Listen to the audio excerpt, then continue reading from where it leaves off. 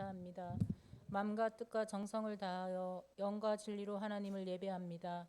저희들이 드리는 예배를 기쁘게 받으시옵소서. 한 주간도 세상에 살면서 지은 허다한 죄와 허물을 그리스도의 보혈로 덮으시고 깨끗게 하여 주세요. 아버지 감사합니다. 우리들 심령에 성령의 담비를 부어주세요. 하나님의 은혜를 우리 위에 충만히 부어주세요. 아버지 임마누엘 제단 위에 함께하신 감사합니다. 하나님께는 전심으로 사람에게는 진심으로 하나님 마음에 합한 제단 되게 하옵소서. 부서마다 모이기에 힘쓰게 하옵소서. 가정마다 인가 기도 되게 하옵소서. 아버지 우리들의 컬컬하고 답답한 마음이 말씀을 들을 때 시원함을 얻게 하시어 우리의 심령에 생수의 강이 흐르게 하옵소서. 말씀을 선포하시는 담임 목사님 영혼이 잘된 같이 범사가 잘 되어지게 하시고 성령이 물탈이 되어 주세요. 양으로 생명을 얻고 더 풍성하길 원하시는 예수님 귀하신 이름으로 기도드립니다. 아멘.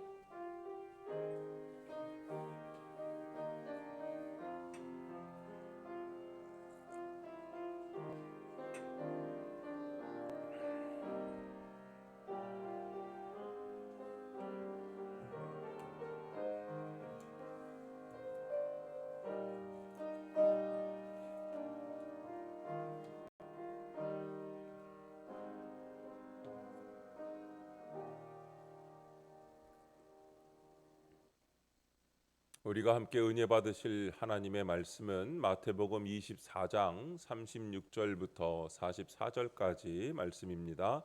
우리 하나님의 말씀을 찾아 들고 다 일어나셔서 한 목소리로 읽겠습니다.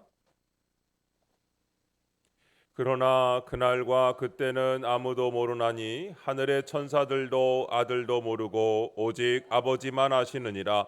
노아의 때와 같이 인자의 임함도 그러하리라. 홍수전에 노아가 방주에 들어가던 날까지 사람들이 먹고 마시고 장가들고 시집가고 있으면서 홍수가 나서 그들을 다 멸하기까지 깨닫지 못하였으니 인자의 임함도 이와 같으리라.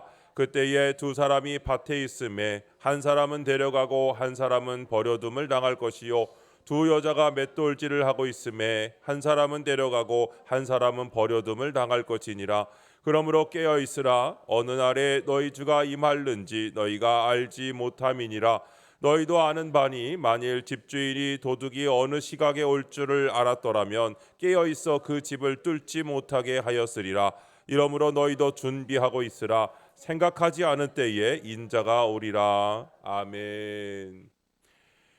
자리에 앉으시면서 옆 사람 앞뒤 사람에게 잘 오셨습니다. 반갑습니다. 축복합니다.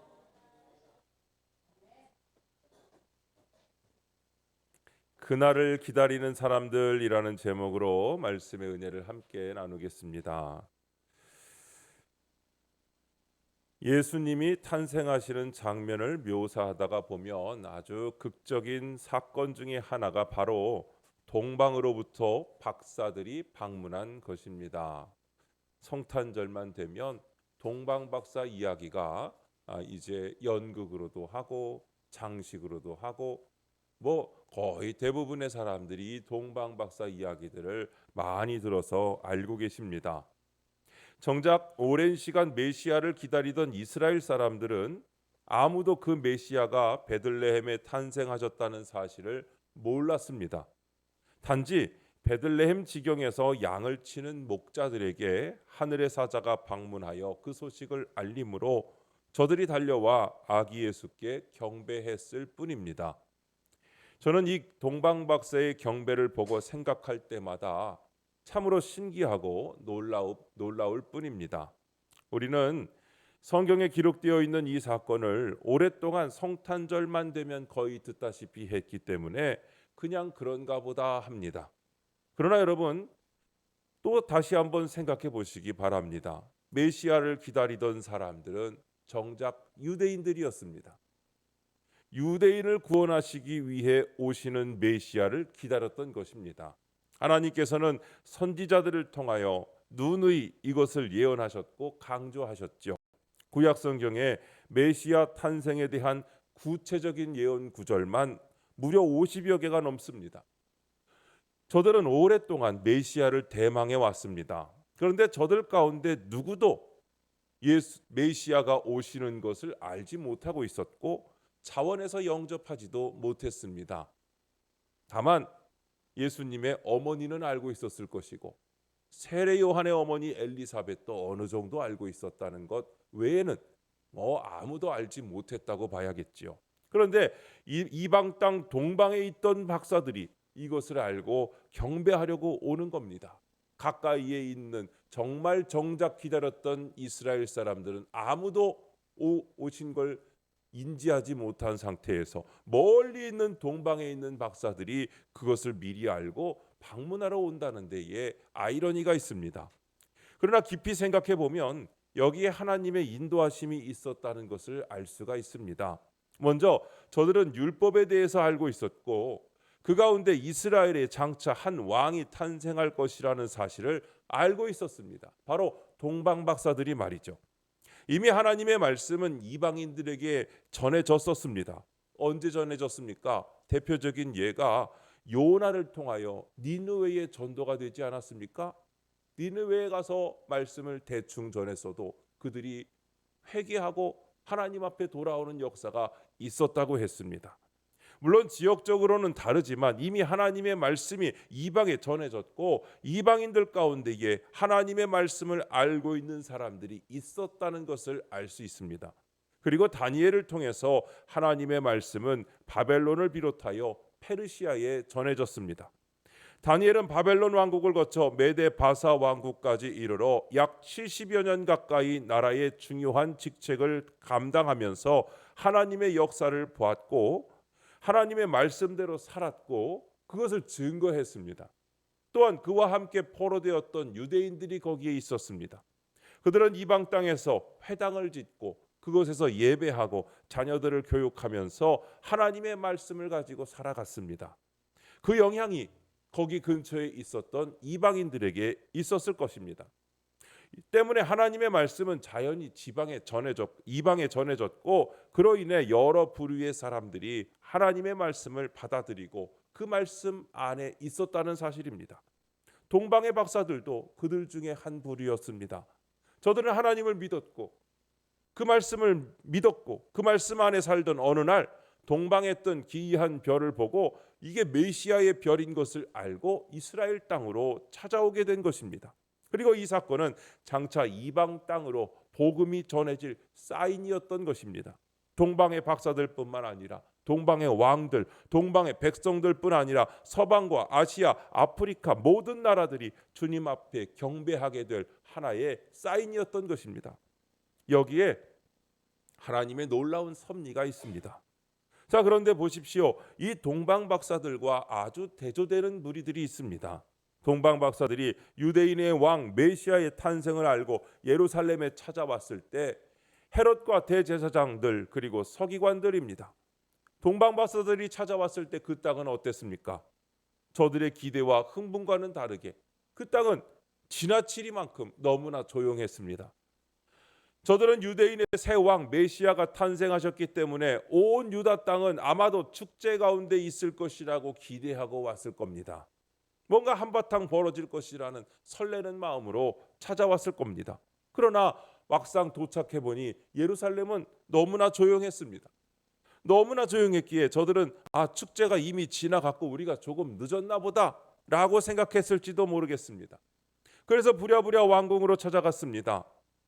그 동방 박사들은 신분이 있는 사람들이었기 때문에 왕궁을 찾는 일이 평범했습니다. 만약에 저들이 서민들이었다면 왕궁을 찾는 것이 아니라 일반인들이나 아니면 회당을 찾아갔겠죠.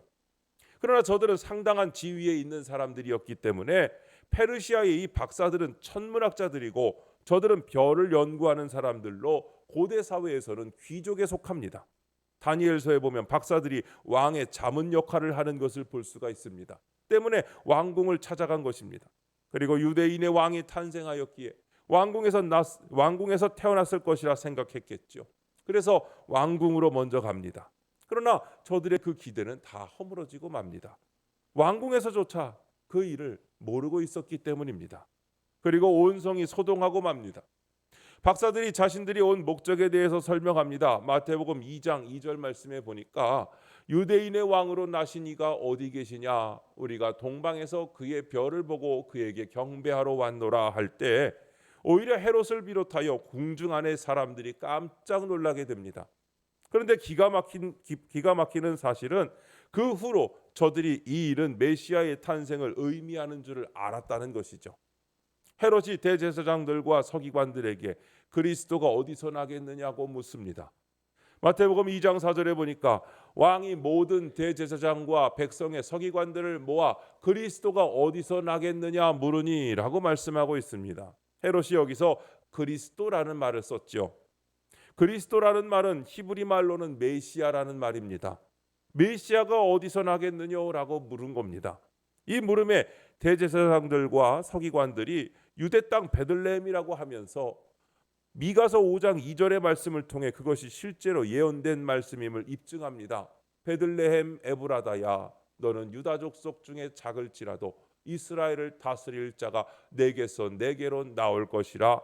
그의 근본은 상고에 영원에 있느니라. 아멘. 이 말씀을 찾아서 읽고 거기 계시다는 것을, 거기서 날 것이라는 것을 알아냈다는 것이죠. 그런데 저들 가운데 누구도 주님께로 가보지 않았고 누구도 주님을 영접하지 않았다는 사실이죠. 그리스도의 탄생에 대한 소식을 들었습니다. 하늘의 별을 보고 찾아온 동방 박사들을 통해서 알았습니다. 그것이 예언에 있는 말씀이고 이제 그 사건이 일어날 것이라는 것을 저들은 기대하고 있었습니다. 그러나 정작 그 사건이 일어났을 때 그들 가운데 누구도 그것을 진지하게 받아들이고 베들레헴으로 달려간 사람이 없었다는 사실입니다. 여러분, 오늘 이 말씀을 보면서 생각해야 할 것이 바로 이것입니다. 자, 주님에 대한 예언, 주님을 기다리면서도 막상 주님이 오셨을 때 영접하지 못하는, 경배하지 못하는 이 어리석음을 우리는 경계해야 합니다. 저는 우리가 이렇게 되지 않을까 하는 두려움이 있습니다. 우리의 영적인 무지, 준비 없는 삶으로 인해 우리도 저들과 같이 되지 않을까. 그 왕궁에서 헤롯 왕이 물어봤을 때 메시아가 어디서 태어날지 뻔히 알고 있었으면서도 그것을 인지하지 못하고 받아들이지 못하고 영접하러 가지 못했던 바로 그 모습 말입니다. 성탄절을 기다린다고 하면서 우리는 또한 다시 오실 주님을 기다리고 있는데 이 기다림 속에서 주님이 오실 때 우리의 모습이 바로 저 대제사장들과 서기관들 그리고 거기 있었던 백성들과 같다면 우리는 어떡합니까? 저들은 예언의 말씀을 알고 있었습니다. 창세기 3장 14절부터 기록되어 있는 메시아에 관한 말씀, 선지자들에 의해 예언된 이 메시지를 저들은 다 알았습니다. 이 땅을 구원하시기 위하여 하나님께서 그 아들을 보내실 것이라고 저들은 믿고 기다리고 있었습니다. 그러나 저들의 심령이 무뎠습니다. 저들의 눈과 귀가 어두웠습니다. 왜 그렇습니까? 저들은 현실에 집착했을 뿐 하나님의 약속에 대한 기대와 진정한 기다림이 없었습니다. 종교 생활은 했지만 준비된 삶, 깨어있는 삶은 살지 못했습니다. 저들은 율법은 있었지만 그 하나님의 말씀이 주는 파워, 에너지를 가진 삶은 없었습니다. 이것 때문이죠. 예전에 이라크에서 전쟁이 있은 다음에 이라크에는 휘발유가 없어가지고 차들이 움직이지 못할 때가 있었습니다. 기름을 사려고 1km 줄을 서야 겨우 살 수 있었다고 합니다. 이라크라는 나라가 어떤 나라입니까? 기름이 나는 나라예요.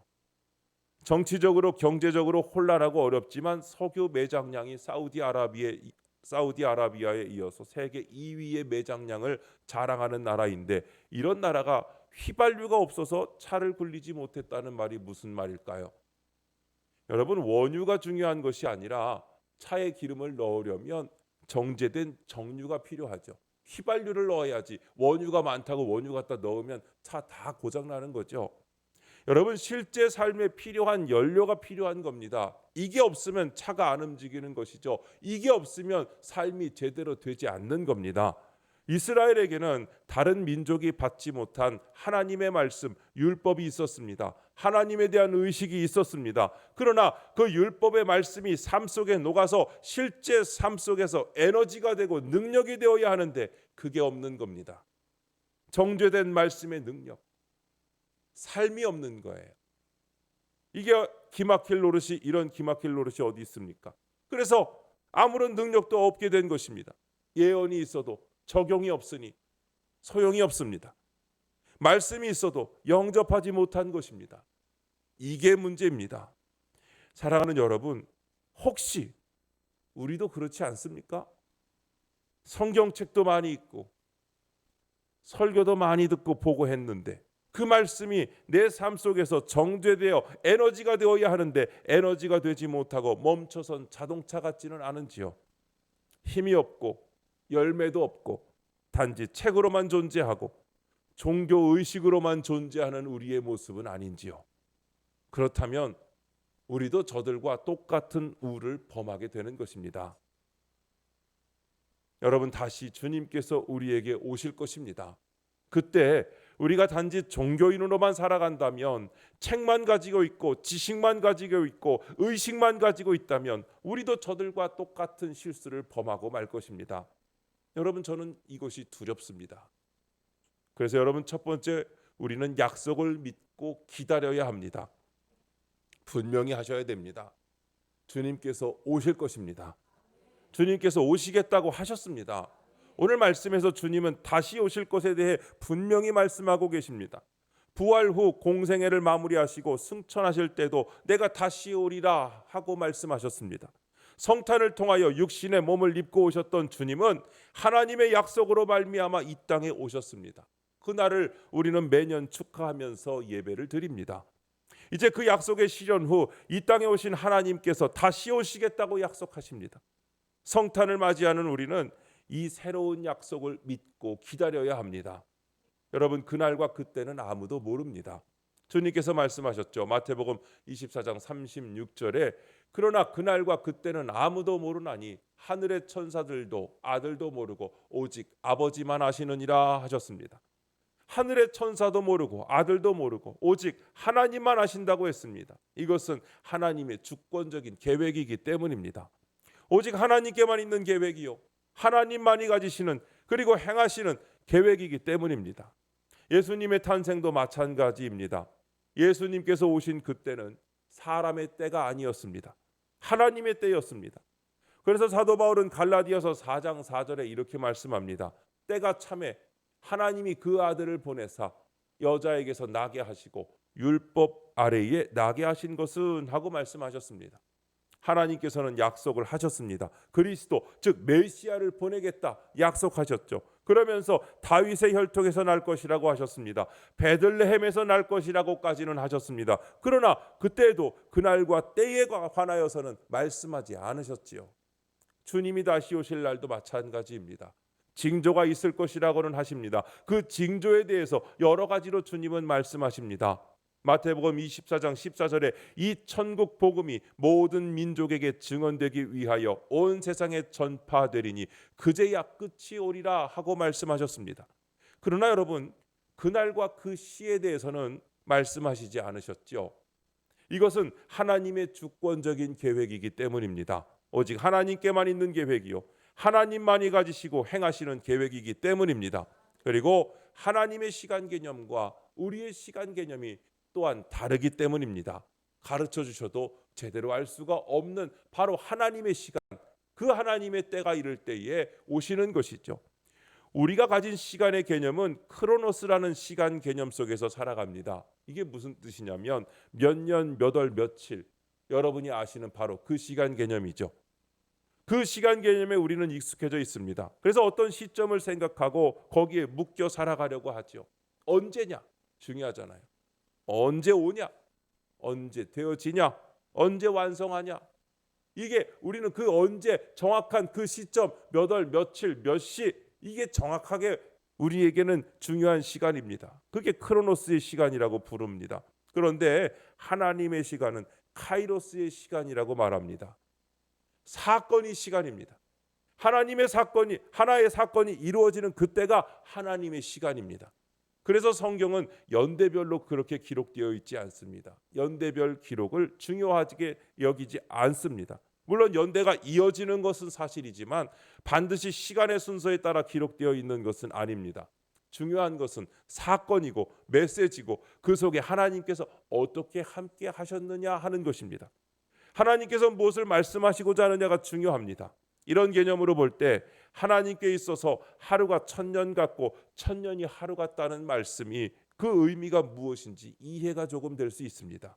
중요한 것은요, 주님께서 다시 오시겠다고 하는 그 약속의 말씀인 줄로 믿습니다. 메시아를 보내겠다고 하시고 아들을 보내신 것 같이 다시 보내시겠다고, 다시 오시겠다고 하는 그 약속을 믿고 기다리는 것이 중요합니다. 두 번째로 깨어 있어야 합니다. 옆 사람에게 얘기하시죠. 깨어 있어야 합니다. 꼭 깨어 계시기 바랍니다.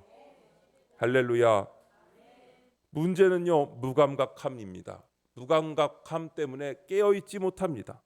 준비를 하지 못하고 현실에 이끌려서 현실에 집착하고 살아갑니다. 비록 성탄절이 다가오지만 여러분, 성탄의 의미보다는 세상에서 얘기하는 크리스마스 분위기에 빠져 있지 않습니까?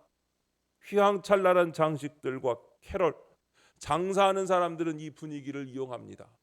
지금도 여러분 서울에 있는 백화점에 가보면 어마어마한 성탄 장식을 그냥 막 사람들을 현혹시키고, 사람들이 거기에서 예수님을 보는 것이 아니라 그냥 크리스마스 뭔지 모르고 막연하게 그거 구경하려고 와서 우와 하고 그거 구경하고 있습니다.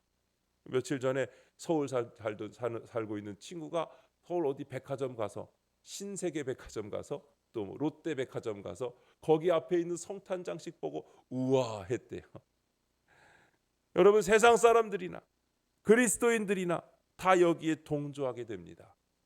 그러나 여러분, 이 성탄을 통해 다시 주님께서 우리 가운데 오신다는 생각과 그 주님을 맞이하기 위해 준비하고 기다려야 한다는 의식이 부족하다는 것이 문제입니다. 오늘 이 시대의 이 무감각함을 오늘 주님께서 어떻게 지적하십니까? 노아의 때를 예를 들고 있습니다. 오늘 읽은 37절부터 39절에 보니까 노아의 때와 같이 인자의 임함도 그러하리라. 홍수전에 노아가 방주에 들어가던 날까지 사람들이 먹고 마시고 장가들고 시집가고 있으면서 홍수가 나서 그들을 다 멸하기까지 깨닫지 못하였으니 인자의 임함도 이와 같으리라. 아멘. 하나님께서 노아에게 앞으로 이 땅을 물로 심판할 것이니까 산에 올라가 배를 지으라고 하셨습니다. 노아는 그 하나님의 음성을 듣고 사람들에게 앞으로 하나님께서 물로 이 악한 세상을 심판하신다고 경고를 했습니다. 그러나 저들은 전혀 듣지 않았습니다. 오히려 노아를 비웃고 그의 말을 무시했습니다. 그때 그들의 모습을 주님은 사람들이 먹고 마시고 장가들고 시집가고라고 표현했습니다. 이게 나쁘다는 얘기는 아닙니다. 먹고 마시는 일, 결혼 생활 이런 거 다 해야 될 일이죠. 문제는 하나님을 떠나서 하나님과 상관없이 하나님을 거역하면서 영적인 방탕 가운데서 이것이 이루어졌다는 점이죠. 이게 문제입니다. 오늘 이 시대의 모습도 그렇습니다. 우리도 그럴지도 모릅니다. 하나님을 떠나서 하나님과 상관없는 먹고 마심과 일상생활이 우리 가운데 여전히 있지는 않은지요. 그렇다면 우리는 주님을 기다리는 삶을 살 수 없는 겁니다. 설사 주님께서 오신다고 해도 주님을 영접할 수가 없는 겁니다. 이건 심각한 일입니다. 노아 때의 사람들과 같이 오늘 이 말씀을 우리는 무시하고 던져버리게 될 것입니다. 헤롯이나 대제사장들과 서기관들과 같이 주님의 탄생하셨다는 소식을 듣고도 현실에 안주함으로 그 주님을 영접하러 가지 않은 모습과 똑같습니다. 그래서 주님께서 말씀하십니다. 본문 42절에서 44절 말씀 우리 다 함께 읽겠습니다. 시작. 너희가 알지 못함이니라. 너희도 아는 바니 만일 집주인이 도둑이 어느 시각에 올 줄을 알았더라면 깨어 있어 그 집을 뚫지 못하게 하였으리라. 이러므로 너희도 준비하고 있으라. 생각하지 않은 때에 인자가 오리라. 아멘. 여러분, 우리는 이제 믿음으로 깨어 있어야 하는 것입니다. 집주인과 같이, 신랑을 맞이하던 지혜로운 처녀들과 같이 깨어 있어야 하는 것입니다. 오늘 말씀에서는 깨어 있는 집주인으로 비유를 합니다. 집주인이 도적이 어느 시각에 올지를 알았다면 깨어 있어 그 집을 뚫지 못하게 한다고 하십니다. 이것은 비유이죠. 보십시오. 주인이 잠을 자지 않고 눈을 뜨고 지키는 것이 아닙니다. 도적이 올 시간을 아는 거예요. 그것을 안다면 그 시간에 깨어 지킬 수 있습니다. 예비하는 것이죠. 중요한 것은 예비하는 것입니다. 깨어 있다는 것은요, 여러분, 예비하는 것을 의미합니다. 마태복음 25장에 열 처녀의 비유에서 주님은 이것을 조금 더 명확하게 비유해 주고 계십니다. 종말론에 대해 설교할 때 항상 쓰이는 비유이죠. 지혜로운 다섯 처녀하고 미련한 다섯 처녀의 차이점이 있는데 무엇의 차이입니까? 준비의 차이죠. 지혜로운 다섯 처녀는 기름을 준비했습니다. 그러나 미련한 다섯 처녀는 기름을 준비하지 않았습니다. 이것이 깨어있는 자와 깨어있지 못한 자의 차이입니다. 둘 다 졸고 자고 있을 수는 있어요. 그런데 신랑이 왔을 때 준비하고 있어야 될 것이 있는데 등불을 켤 기름이 준비되어 있으면 깨어있는 것과 같은 것입니다. 기름을 준비한 사람은 잠을 자다가도 신랑이 올 때 깨어서 등불을 들고 나가 맞이할 수 있습니다. 팔레스타인의 결혼 풍속은 신랑이 신부집으로 와서 신부를 맞이해서 데리고 가게 되는데 밤중에 신부의 집으로 갑니다. 그런데 신부 집에서는 신랑이 어느 때 올지를 알 수가 없습니다. 그래서 밤이 늦도록 지키는데 밤이 늦어 들러리 처녀들이 그만 깜빡 잠이 듭니다. 그런데 느닷없이 신랑이 온다는 소리에 화들짝 놀라 잠을 깨어 신랑을 맞이하러 나가는데 이 기름이 준비된 사람이 신랑을 맞이할 수 있는 겁니다. 그러나 기름이 준비되어 있지 않은 사람은 맞이할 수 없습니다. 여러분, 주님을 맞이할 영적인 준비, 기도와 말씀을 통하여 그리고 하나님의 백성된 자의 삶을 통하여 준비하고 있을 때 우리는 주님께서 다시 오실 때 맞이할 수 있게 되는 것입니다. 여러분, 그 기름을 준비하시기를 축복합니다. 준비 안 하면 맞이 못하는 거예요. 심각한 얘기입니다. 여러분, 진지하게 받아들이시고 아멘 하시기를 축복합니다. 주님께서 오실 때 맞이하시는 분들이 다 되시기를 축복합니다. 여러분, 이 성탄을 진정으로 축하하고 축복할 수 있는 사람이 이제 누군지 아시겠습니까? 단지 캐럴을 부르고 집안에 장식하고 성탄절 예배에 참석하는 것만이 아니라 주님 오심을 기다리는 사람입니다. 헤롯과 대제사장들, 율법사들은 주님의 오심을 맞이하지 못했습니다. 올 건 알고 있었지만 오히려 동방박사들에게 어디서 날 거라고 알려도 주었지만 그들은 맞이하지 않았습니다. 사실 저들이 주님의 오심을 맞이해야 하지 않겠습니까? 그러나 저들은 주님을 맞이하지 못했을 뿐 아니라 결국 오신 주님을 핍박하는 일까지 저지르고 맙니다. 진정으로 주님을 맞이한 사람들은 준비한 사람들입니다. 간절히 기다리고 사모한 사람들입니다. 여러분, 주님께서 오실 것입니다. 그런데 주님께서 다시 오실 그 시와 때는 알 수가 없습니다. 단지 우리는 오신다는 그 약속을 믿고 깨어 준비하고 기다리는 믿음의 삶을 살아야 합니다. 대림절 기간은 바로 그것을 연습하는 기간입니다. 아기 예수님이 오시는 것을 기다리면서 그 다시 오실 예수님을 기다리는 모형을 연습하고 우리가 무엇을 준비해야 될지를 아는 기간이 바로 대림절 기간이고 오늘이 대림절 네 번째 주일입니다. 이제 며칠 후면 성탄을 맞이하게 됩니다. 여러분, 기도와 말씀을 통한 경건한 삶으로 사랑으로 살아가는 능력의 삶으로 주님의 교회 안에서 봉사하고 섬기며 세상을 향하여 나아가는 저와 여러분이 되시기를 바랍니다. 성탄의 예배를 드리면서 오신 주님을 기뻐하고 그분의 모든 것을 감사하면서 이제 우리는 다시 오실 주님을 향하여 눈을 들고 그 주님을 생각하며 성탄을 축하하고 축복하며 준비하는 삶으로 나아가야 하는 것입니다. 여기에 이번 성탄절은 우리에게 더 복되고 아름다운 날이 될 뿐만 아니라 약속의 날이 될 줄로 믿습니다. 오늘 성탄을 기다리는 여러분, 주님의 은혜가 여러분 가운데 충만하시고 준비하고 기다림으로 다시 오시는 주님을 영접할 수 있는 주님의 백성들 다 되시기를 주님의 이름으로 축원합니다.